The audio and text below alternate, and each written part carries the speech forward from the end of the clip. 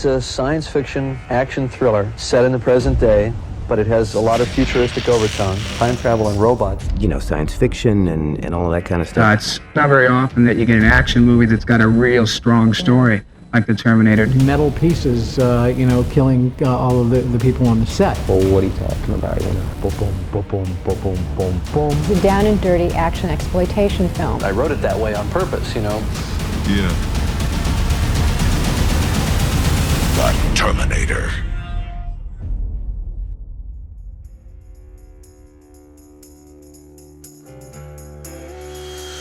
Fresh off the plane from Europe and drowning in debt, Cameron drove an old beater handed down by his father to Bill Wisher's place. Jim and I met in the early 73, I think. And there weren't that many people in the town who were interested in, science fiction and all of that kind of stuff. After countless hours spent watching movies together and dissecting them afterward, they teamed up to work on Xenogenesis. Bill had the best ears James could count on to pitch his idea. That evening, they decided to team up on the screenplay. What he was looking to do was to write something that would be so irresistible that no one would not let him direct it. Wisher took on the early scenes, introducing Sarah Connor and the police station shootout, while Cameron tackled the rest. Then Cameron shared the idea with his agent. These ears, however, did not appreciate the concept, and the mouth suggested forgetting this nonsense and coming up with something else. The meeting ended with the agent's dismissal. I think that you have to find some kind of inner strength that says, what I'm doing is right. Gail Ann Hurd, once Roger Corman's assistant and a fellow veteran of B-movie battles with Cameron, was the third person to hear about the Terminator. I knew Gail was the type of material that she knew and that she understood, and she knew low-budget effects. So she was a natural choice. After Cameron's departure from Corman's studio, Hurd had climbed the ranks from production assistant to full-fledged producer on several cheap flicks. She saw something special in Cameron's pitch and offered to produce the movie. We decided that we would collaborate on the film and bring it to the screen. In a deal that was practically a steal, she bought the screenplay rights for just $1, promising Cameron that not only would the movie be made, but he would also direct it. It was a bargain that would catapult Cameron's career, although it meant he'd barely earn a dime from the franchise's future spoils. No action figures, video games, or theme park rides revenue. Cameron would later refer to this contract as his crash course in Hollywood economics. Rewind to 1982, when theme parks were the least of Cameron's worries. I wouldn't sell the script unless I went with it as the director, and of course that was a turnoff for almost everybody. We were turned down by every major studio. However, we did have one connection to Orion Pictures. Barbara Boyle and Francis Dole, who had worked for Roger Corman at New World Pictures, were both employed by Mike Medavoy. And we slipped the script to them, and they loved it. Ever the resourceful producer, Hurd managed to get Orion Pictures on board to distribute the film, provided she found someone to back the production. Landing a distributor is usually tougher than finding a producer, since it almost guarantees some return on investment. That's why Hemdale Pictures decided to join the venture. They weren't expecting a masterpiece, they just wanted a slice of the box office pie. But after Cameron flooded the head of the company with sketches and detailed descriptions of a dystopian future filled with robots, they teamed up with HBO and nailed down a budget of $6 million. This is brilliant. Next up was casting. Kyle Reese was first up, the rugged rebel dedicated to defeating machines, yet still possessing a tenderness that wins over Sarah Connor. Orion Pictures was on the lookout for a charismatic rising star, someone recognizable in Europe as well. Curiously, the execs at Orion saw their ideal heroic lover in a towering figure of muscles, a man who had risen to fame through the pumping iron dock. I mean, it's terrific, right? So, I'm in heaven. At a glitzy Hollywood party, an Orion executive bumped into Arnold Schwarzenegger and, struck by his physical presence, promised to send him the script for the Terminator. Arnold was intrigued by the story and agreed to meet with the director. Cameron, however, was blindsided by the suggestion. Fine. I hope he is. The notion of Schwarzenegger as Reese seemed so off-base that he agreed to lunch with Mr. Olympia primarily to keep his superiors happy. Mike Medavoy called up and said I had to talk to Arnold to play Reese. And I thought, okay, that's fine. That's a lame idea, frankly, but I'll talk to him. Over a lunch, cloaked in more cigar smoke than a detective novel, they swapped tales about motorcycles and weaponry. As Cameron took in Arnold's chiseled jaw and intense stare, a light bulb went off. Arnold as Reese? Absolutely not. But as the Terminator? Bingo. I came back to John Daly and said, look, it's not going to work as Reese, but I think you'd make a great Terminator. You then did something really smart. You sent over to my office your painting that you did of Terminator. Right. And I looked at this painting and I said, I am the Terminator. And I called Lou, my agent, right away, and I called you and I said, I want to play the Terminator. Yeah. And then the deal was made.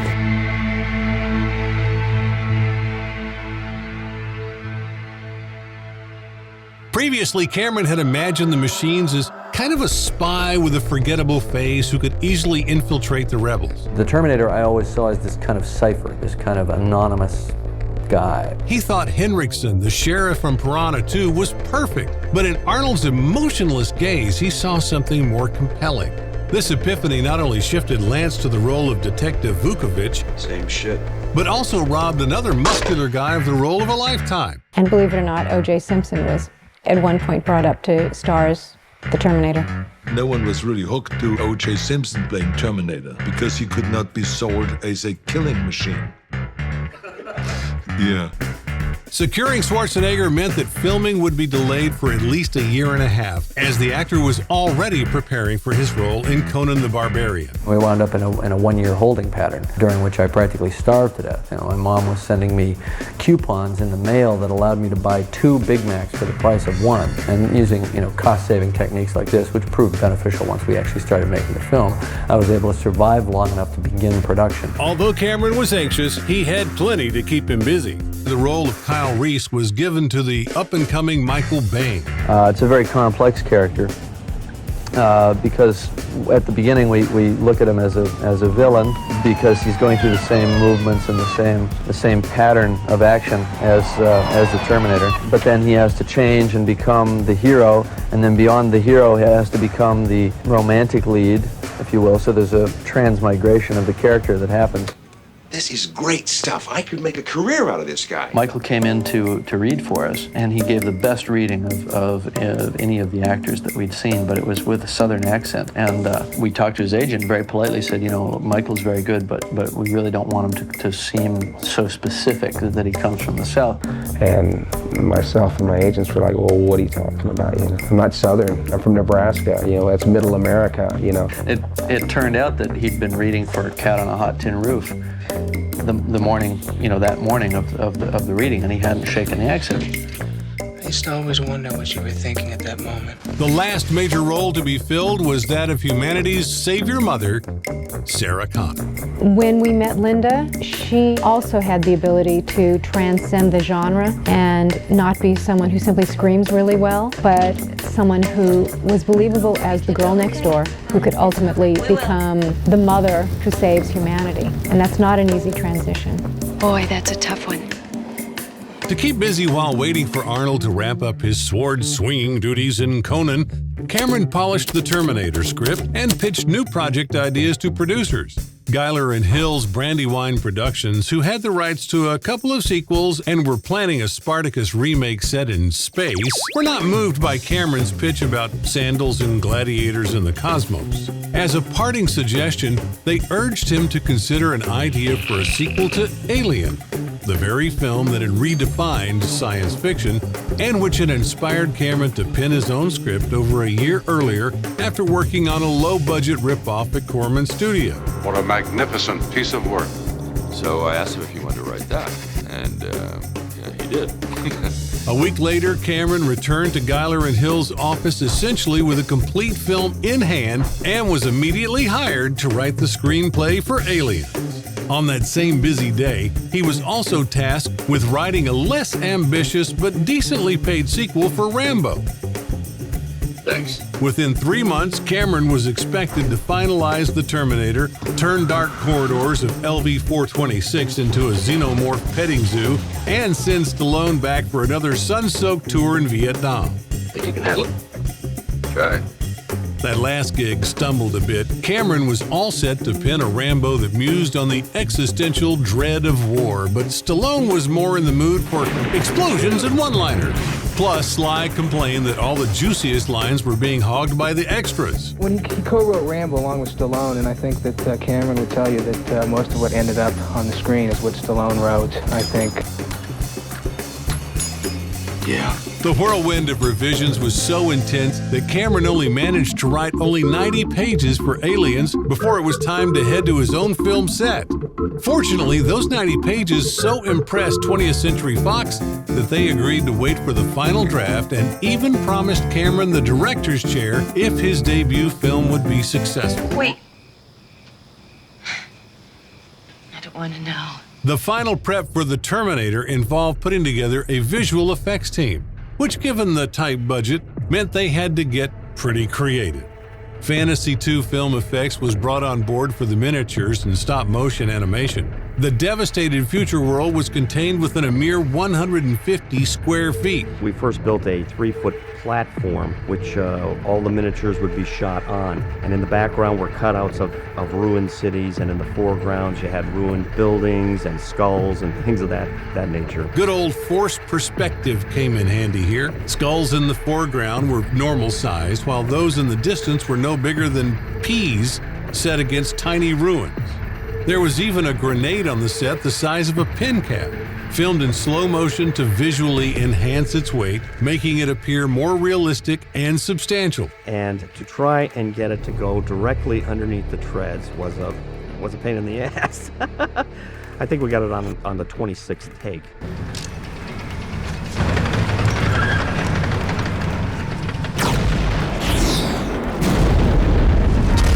Just one hunter-killer model was built. Hunter-killers. Patrol machines built in automated factories. Any slight movement would sway it, ruining the take. So dozens of attempts were needed before this flying monster soared convincingly. The robot models were many too, with early CGI whizzes handling the laser shots. And not just a single line that glowed. He wanted them to have a lot of depth, complexity. He had a color that he was really working for.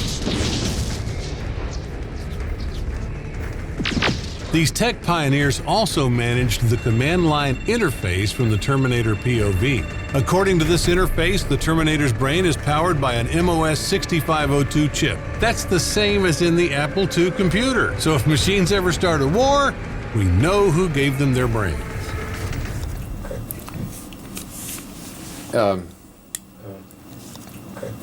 Sure. But let's return to the special effects. Resistance fighters were added into scenes using rear projection. Pre-filmed material was projected onto a screen while actors performed with a minimal set. The same method was used for scenes featuring Sarah Connor fleeing from an explosion. Jim Cameron originally wanted to blow a full-size tanker truck up, but he couldn't because where he was shooting it in downtown Los Angeles was in front of the police armory. So what Gene had to do was create the entire atmosphere in miniature, 1/6 scale, in the front of the parking lot of Fantasy II in Burbank, and then blow up a miniature tanker truck. The end of the explosion had to match what had already been shot 10 days before in principle. So we had to blow it up and have it end up looking like the wreckage. The first time we tried this, the gas was loaded, the bombs were loaded, the wiring was all done, the cameras are ready. We've got 3 cameras on it and we're shooting 120 frames per second. Lights were ready, everything is ready. And what happened was the cable that was attached to the front axle pulled it so hard that it just ripped it out from underneath the cab. And there are the wheels, and I'd already started setting off the explosion, so I had to set it off the rest of the way. We put it out and there was a collective groan amongst everybody on the set. So we then right away started working on another model, and 2 days later we got the shot.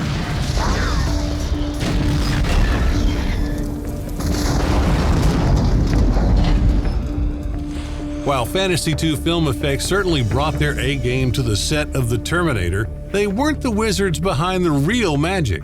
James knew that the key to the film's success lay in the seamless blend of makeup and animatronics. And when it came to the top dog in this field, nobody held a candle to Dick Smith. This guy scared the pants off of audiences in The Exorcist, transformed Brando into Vito Corleone, and splattered squibs of fake blood all over the sets of Taxi Driver, The Deer Hunter, and a slew of other iconic flicks. He was the one who agreed to talk with us, read the script, and then said, you know, I'm not the right guy for this. The right guy for this is Stan Winston. Recently Oscar nominated for the quirky Heartbeats. Some people use a Rolls Royce to plow turnips. Though initially skeptical, it was Stan Winston who would turn Cameron's wild fantasies into tangible realities. They would become not just collaborators, but comrades in arms, eventually founding a visual effects studio peppered with Academy Awards in Stan's workshop. And I was extremely fortunate in that I had amazingly talented group of guys to work with, whose names will remain off the screen, and no one will ever know who they are because I'm taking all the credit. But back in '82, those glory days were still far on the horizon. Cameron first dazzled Winston with robot sketches so detailed they looked like ready-to-build blueprints.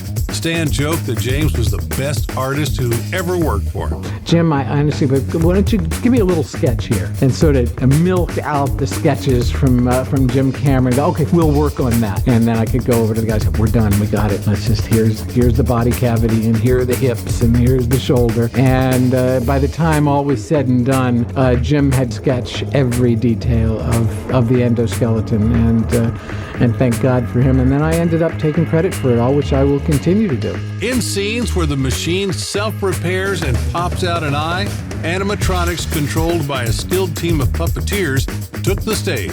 Though today that head might not win any awards for realism, back in '84, it chilled and thrilled in equal measure. A couple of sculptures were actually done. We used one of them in the truck at the end when he was driving.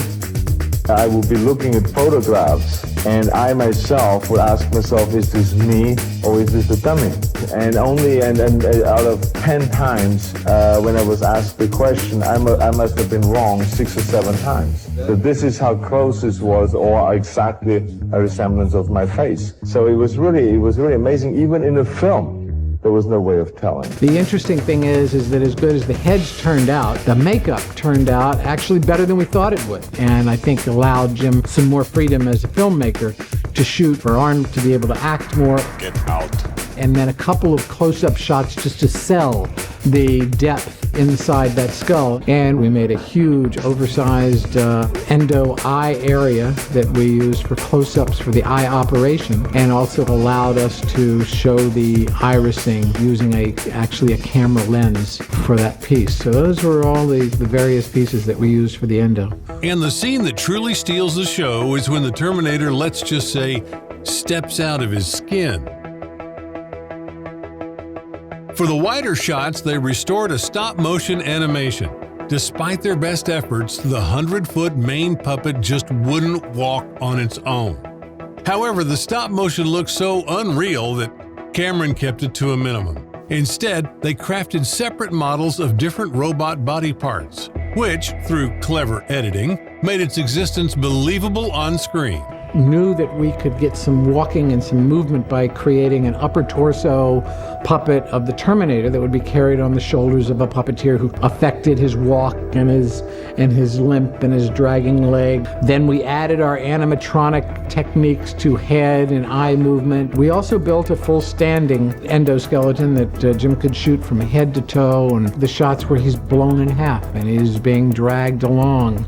As far as the rigs we had mechanical insert arms. We developed our first robotic hands, which we would use as inserts and grab the grating and pull him forward. We also had our exploding dummy endo. It was a urethane, and the reason we had to make it out of urethane and we chromed that urethane was from a safety factor. We didn't want metal pieces, killing all of the people on the set.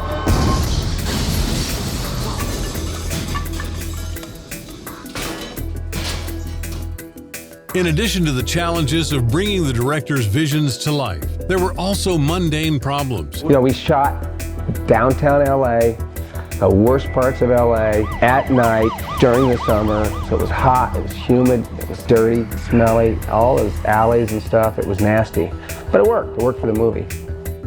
Right before we started shooting, Linda Hamilton broke her ankle, and we were concerned that she'd be able to actually carry out the performance that was essential. The schedule had to be rearranged so that scenes requiring her to run were shot last. Even walking was a struggle, but fortunately, she didn't have to act in moments where she was in pain.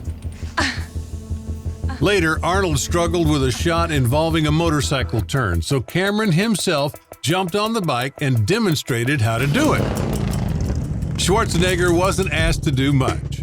In most of the action scenes, a stunt double wearing a Terminator mask replaced him. This was Peter Kent's first job in Hollywood. I was sent out to meet James Cameron as a lighting stand-in. Okay. And then Jim took a look at me and said, you have the job.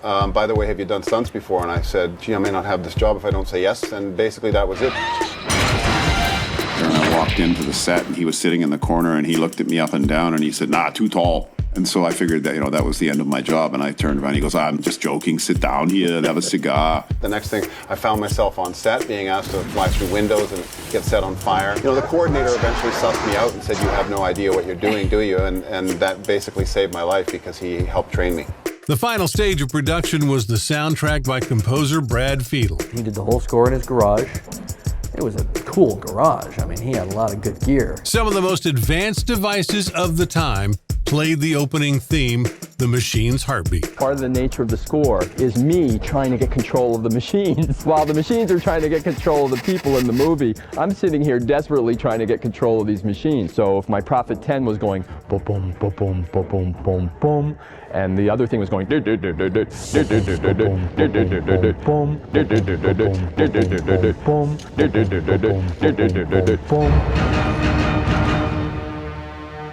Indeed, Cameron managed to make a real film, not some piranha flick or Star Wars knockoff, but something truly significant. That's why the reaction from Orion Pictures felt like a slap. The studio perceived it as a down and dirty action exploitation film. Like a Charles Bronson film, 1 week in and out. Crazy son of a bitch. I made the statement that as a science fiction film, we should sell it on its own merits because that's a very particular audience. He said, this is not a science fiction film. You can't sell this as a science fiction film. Star Wars is science fiction. If you promise that, people are going to feel betrayed. If they go into a theater and you're telling them it's science fiction and it's this. I said, well, it does involve time travel and robots, two of the biggest mainstays of science fiction. All science fiction films aren't necessarily about space travel. He didn't get it. Shut up! Still don't get it, do you? Fearing that reviews would destroy its commercial potential, they held only one press screening and limited the advertising campaign to just 7 days. However, the few critics who did catch the show kicked off a wave of applause. The Los Angeles Times praised the thriller and its ferocity. Similar reactions came from the New York Times and Newsweek. And Time magazine even added The Terminator to its list of the top 10 films of the year. It was impossible to anticipate that the film would get the kind of almost universal positive reviews that we got, and that the film would open up and maintain the same box office week in and week out for a number of weeks. Raking in about $80 million worldwide on a shoestring budget of $6 million. What was once pegged as potential B-movie fodder morphed into bona fide sensation, later becoming a VHS titan that eclipsed its theatrical earnings. By 2008, The Terminator had been enshrined in the National Film Registry as an unequivocal classic. When I wrote it, I probably thought it had stood the chance of being a success. I wrote it that way on purpose, but you never really believe that it's going to happen. Cameron, meanwhile, soaked up the acclaim, tied the knot with Gale Ann Hurd, gave countless interviews, and cue the dramatic music, faced an accusation of plagiarism. Oh, the thorn in this tale? Harlan Ellison, who was convinced that Cameron had stolen his ideas from 2 episodes of the TV series Outer Limits. Some years ago, before Terminator came out, I began to hear from people, gee, there's this script that they're going to shoot that reads an awful lot like your script for Soldier that you did on Outer Limits years ago. Between the future warriors of Soldier accidentally time-traveling to our era and the mechanical hand in Demon with a glass hand that seemed to prefigure the Terminator, Ellison saw more than a coincidence. So we went to, at this point, we went to Hemdale and Orion, and we said, I'm afraid we got him with the smoking gun. Now, do you want to do something about this, or do you want us to whip your ass in open court? I mean, perfectly happy to do it either way. Well, they settled. Orion decided to cut Ellison a check and tack his name onto the credits to avoid a fuss. Cameron, none too pleased with this peace offering, didn't yet have the Hollywood heft to throw his weight around. Years later, his verdict on the matter was blunt and unapologetic. Harlan Ellison is a parasite who can kiss my ass. Fuck you, asshole. Go ahead and terminate that like button and leave a comment below. Not for us, but to fight the machine, or algorithms in this case. Stay tuned so you don't miss our next video about one of the best sequels in movie history. Excuse me, but we'll be back.